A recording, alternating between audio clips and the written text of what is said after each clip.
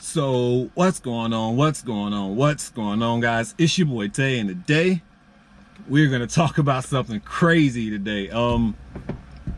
Yeah, so this is actually the first time I have ever told this story ever. I think I told a friend, and obviously at the time I told my girlfriend, but besides that, I kind of kept the story to myself. Because I mean, obviously I didn't know what to think. I thought maybe I was crazy at the moment, but over the years, like, this happened 12 years ago. So got to start there. I've been home. Yeah, so this happened like 12 years ago. So let's go ahead and rewind. Okay, so my name is Dante. The channel's called Prison to Profit. Pretty much I tell just random stories, and it started with me and my other channel called Prison to Profit, where I wanted to teach people how to make money. I came home from prison and I wanted to show people how to make money and start a new life, because we need that in our lives. Fast forward to today and this channel is just me telling stories and just randomness, and it's like me opening up to, I guess, everything that I ever wanted to say, because I guess once you open up, you can just like put it out there, and it is what it is. And it's my therapy. No, I will never go to therapy. I get that a lot. I should go to therapy, and people recommend that, but my therapy is myself. I know what I would say to a professional, and I know the advice the professional would give me. So it's like, it's a battle with actually acting on that advice. That's the problem for me. I know what I need to do at all times, but it's like sometimes acting on certain emotions that you know you don't need to worry about. It's hard for me to trigger not acting on that pain of hurt, sadness, depression. Like, certain triggers just trigger me, and it is what it is. I don't know where all that came from, but yeah. So yeah, welcome to the channel. But yeah, this story, I never, because I don't know why I've just never revealed it to anyone. Recently I've tried to find the officer just to see if he was still working for the county or whatever. So let's go ahead and just get into the story. I was at a party one day and playing cards, all lovely, minding my own business, and the cops came to pick me up. At this time I was on the run for my charge that was armed robbery. Some of my co-defendants had went to jail already, and they was getting some crazy times, and I was like, nah, I ain't with that, I'm gone. But as you know, a lot of the times when you go on the run, it eventually catches up to you. So I was at this party, one of my co-defendants' girlfriends was there, and she called the cops on me. Lo and behold, cops came to pick me up, and I did try to run away. Ain't gonna lie, I tried to run away. They caught me or whatever, and they put me in a cop car. So when I'm in the back of the cop car, whatever, you know, it's like, oh, this sucks. Nobody really wants to go to prison, but I'm officially locked up, and there's nothing I can do about it. So I'm in the back of the cop car, and that's it. They are in the car. They're asking me who I am and stuff like that. I lied to them initially. They asked me who I was. I think I gave them a fake name. And then, you know how it is in the cop cars. They have like the computer in the middle, and pretty much had my face on the computer and all my information pulled up. I'm like, yeah, this is you, whatever, blah, blah, blah. And pretty much proceeded to book me. They kind of like drove off to where they arrested me from, probably not even a mile and a half down the road, probably like a quarter mile down the road. So I got locked up at one of my friend's house. He lives pretty much not even a big neighborhood, but he lives in a neighborhood with several houses and businesses around. So when I got locked up, you know, obviously, you know, I mean, it is what it is. I'm in the cop car. Wow, I'm all over the place. Sorry. So I'm in the cop car, and they're taking me in the car now, like driving, and we're driving not even a quarter mile down the road, and the cop just like stops, and he pulls over on the side of the road. And when he's doing this, again, I'm not thinking nothing of it. Like, once I'm caught, I'm not saying anything in the back of the cop car. I'm just really just thinking about, damn, I just got caught. I'm about to go do 15 years in prison. My life is pretty much over with. Like, that's the only thing that was really going through my mind. I'm not thinking about nothing else. Like, I'm supposed to pick up my homeboy from work in like an hour. You know, that those are the things that were going on in my mind. Like, how am I going to tell my girlfriend I have her car right now? How is her car going to get to her? Like, there was so many different things going through my mind. And so when the cop pulled over, you know, I'm looking like, okay, so but obviously I'm in the back seat and handcuffed, my hands are behind my back. And he stops the car and he's just like, so won't you try that again? And I'm like, huh? Like, I'm not really following at the time. And he's just like, yeah, won't you try that again? He said, we'll open the doors and won't you try to run and see what happens? So I'm like, what? And he was like, yeah, you said you're such a badass, you know? He was like, I like your kind. And in my mind, I was like, man, you tripping. I mean, I was like, you tripping. Like, that's what I said. I think I said that verbally out loud. And I was like, man, you tripping. And I can't remember like all the verbiage, all the words that went on back and forth between me and him. It really wasn't that long at all. It was just like one of those stopping. He said what he said. Won't you try it again or something like that? Get out, he'll open the door. And I was just like, man, what? And then like in my mind, I was like, oh, he's trying to like hurt me. You know what I'm saying? Like trying to beat me. That's what my mind went to. I was like, they're trying to beat me up. That's what I thought. And now future Dante says, okay, maybe they would have tried to kill me. That's what future Dante says. Probably would try to kill me and plant something on me.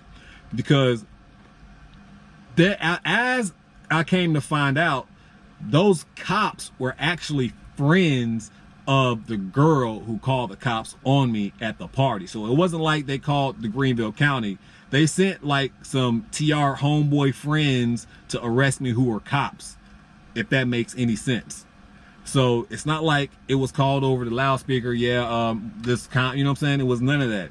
It was like somebody called somebody personally who was a cop, and they came and picked me up. They knew exactly who I was, and that's what it was. Like, they looked me up right there on the computer when I was in the car. So it wasn't like they automatically came in knowing who I was when they should have.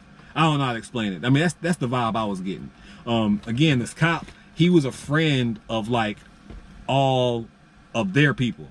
And I'm not going to get into the story of who the girl was who called the cops on me. Like I said, she was one of my co-defendants' girlfriends at the time. And she was like, if he's locked up, everybody needs to be locked up. That was her excuse on calling the cops on me. But yeah, the community that I lived in at the time was like a small community where everybody knows everybody. So if you went to school and then you became a cop, these people still know that y'all were friends in high school, so you're still friends. So it goes some stuff like that happens. But anyways, so we were on the side of the road and he was like, yeah, just go ahead and, you know, try it again. In my mind, I was like, damn, they're gonna beat me up. But not knowing, like, damn, they might have tried to, you know what I'm saying, like really hurt me, like make me gone. Nobody would have known. I mean, who would have cared? You know what I'm saying? I mean, at the end of the day. And like looking back on that, it's like I want to know, like in my mind, I wish I could have did something about that then, you know? And I think I might even said something like, I think I got threatened. I think I might even told my lawyer at the time, to be honest, but he was just like, you know, leave it alone type stuff. I guess in the moment, like I knew it was serious, but like looking back over the years, you never know how serious that moment could have really been, you know? And right now, after all these years, I want to like, I don't want to say press charges against the cop or make a civil suit or nothing crazy stupid like that, but like I wish there was a way to get him reprimanded or I don't know, file a complaint. But you know, it's like the statutes, who was the cop who actually arrested me, but that should be on record. I do know. Yeah, and it's crazy. It's crazy. Yeah, it's crazy at the end of the day. And it's a lot of times, you know, I understand like we put ourselves in positions to, it's gonna sound bad. So over the years, there's been a lot of incidents when it comes to cops and black people. A lot of the times, a lot of those situations could have been avoided on either side. I'm not gonna sit here and tell you how I really feel about that, but a lot of these situations could be avoided. When I was young, you know, you're always told, like, if you ever get pulled over, just do exactly what they say, you know, because a lot of things can go wrong. And we see that over the years, what happens when people just don't do exactly what they say. Like, do exactly what they say, live to fight another day. That's, it may sound, what people would say scary or whatever, but that's just reality. Like, you have to listen to what they're saying until you get out of that situation. You get around more people, around more cops, around, you know what I'm saying? Because they can really do what they want to do at the end of the day, and then blame you. And especially if you have a record, if you already have a record, you're already at fault. I was an armed robber. They had me on the side of the road. They could have just, oh, he had a gun and he tried to run, you know what I'm saying? Or whatever the case may be. Like, I'm not saying this could have happened or that's what was on their mind, but it could have been on their mind, like looking back. And I'm always going over and talking with my friends when I hear, like, you know, the Black Lives Matter and people getting arrested and people dying. Like, I'm always saying, like, man, I believe like that situation could have been avoided if they kind of did what the police told them to do in that moment, you know, and not be so aggressive, or, you know, just listen. We don't have to be so stubborn at all. Sometimes we have to live to fight another day. Like, that's a true statement. Like, sometimes we have to, like, let the Lord fight for us, and he will keep our peace. Like, that's what it really is. And sometimes we don't. And I don't know, I tell you a lot of times, like, I'm a hothead. There's a lot of situations that I don't understand how I made it out of, or, you know, I should have been punching my mouth a lot of times. Really should have. And by some bigger guys, even some littler guys, or, you know what I'm saying? It's just not even about that. It's just about, there's a lot of times that I go off on the cusp, or I'm just, you know, I feel like,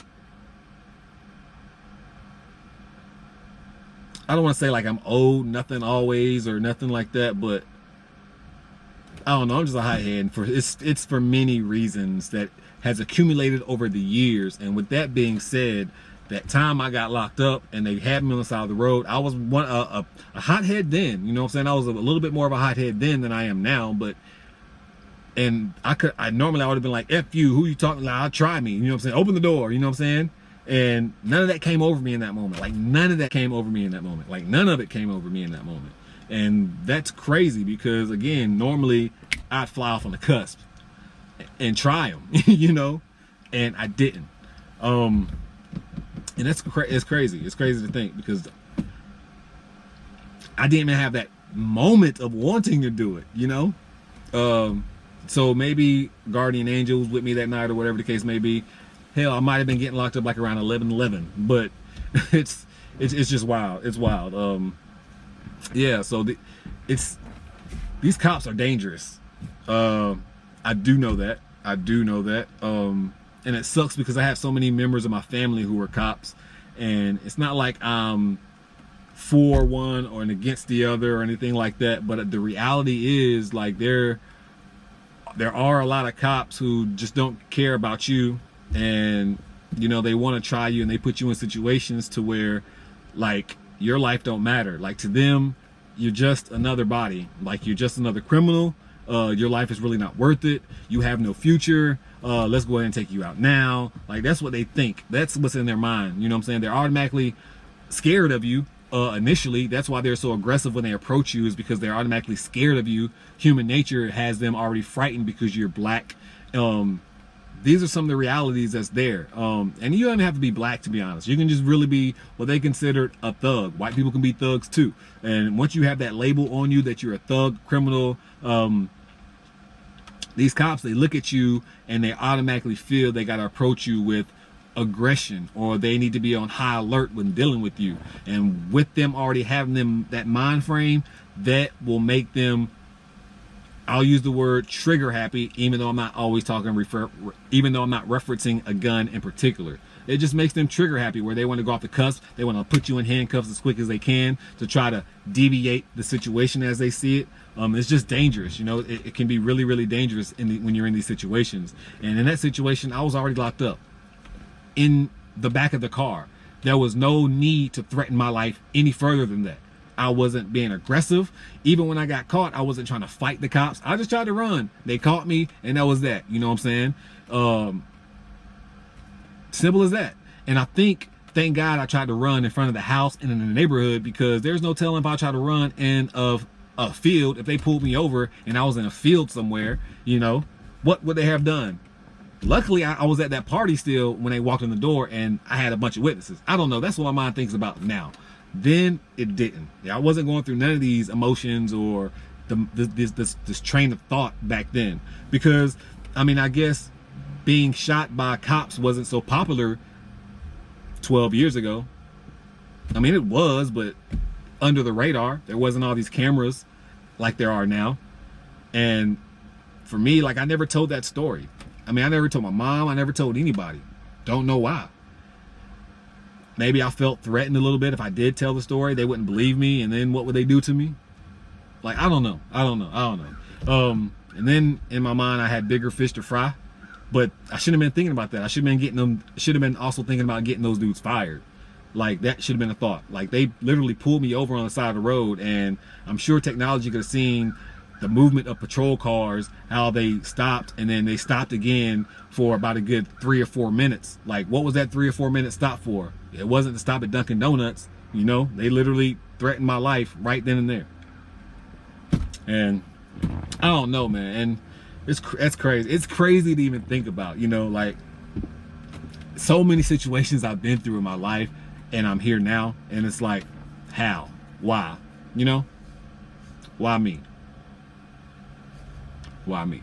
But yeah, I don't know. I wanted to share that story and get it off my chest, really. And just if you're ever in a situation where it's just, yeah, iffy, you know, especially with a person of authority, that's what we'll say. We just got to take it easy and live to fight another day. And I think maybe, I don't know, like I said, in that moment, I can't even tell you what I was thinking because it was so long ago. I just remember the moment happening. And again, like I said, I'm just glad I didn't fly off the cusp and be like, okay, let me out. Let's see what happens. I think I can outrun you fat boys. And it wasn't a fat boy or nothing like that, but I'm just saying in my mind, you know, you think you can outrun everybody. But yeah, that's it for this video, guys. Just another random me speaking my mind video. I guess that's what these really are. I guess my form of therapy. Me get to vent and share my experiences with you guys, and maybe some people can beware if they see some similar situations, or if they're in a similar situation, or I don't know, or you just know like it's true. Or maybe if there's a cop watching this video and you work at the precinct where I got locked up, and you can find out that officer, and if he's still working, maybe you can fire his ass. One of those things. And it was 2 officers who arrested me, so both of them are culpable. I mean, hands of one fits the hands of one is the hand of all, right? That's what I got locked up for. So I think both officers should be fired, in my opinion. 12 years later, and I'm just now saying something. Isn't that crazy? But anyways, this video is over with, guys. Thank you so much for watching and being here with me and confined in this car. That's it for this one. Make sure that you bless somebody today, because I promise you I'm blessing somebody tomorrow at this time. Your boy Tay, he's out.